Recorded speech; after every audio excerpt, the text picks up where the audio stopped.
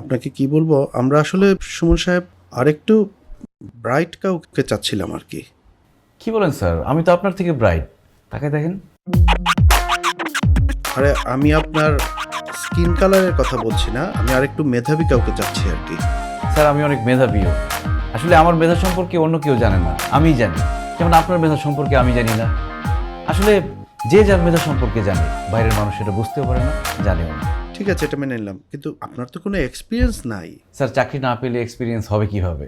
ফ্রেশারদের চাকরি দিলেই না তারা এক্সপিরিয়েন্সড হবে। আর স্যার সব কিছুতে কি এক্সপিরিয়েন্স লাগে? যেমন আপনি যদি বিয়ে করতে যান, তাহলে আপনি কি এক্সপিরিয়েন্সড কোনো মেয়েকে বিয়ে করবেন? যে যেই মেয়ের অনেক বিয়ে করার এক্সপিরিয়েন্স আছে তাকে বিয়ে করবেন আপনি? এনিওয়ে আমি বুঝতে পেরেছি আপনার যথেষ্ট মেধা আছে, সেটার তো একটা প্রুফ লাগবে।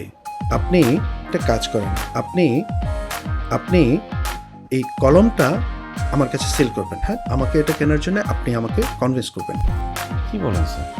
মামা তো বলছিল আপনাদের অনেক বড় কোম্পানি, সামান্য কলম বিক্রি করতে হবে, এটা জানলে তো আমি আসতামই না ইন্টারভিউ।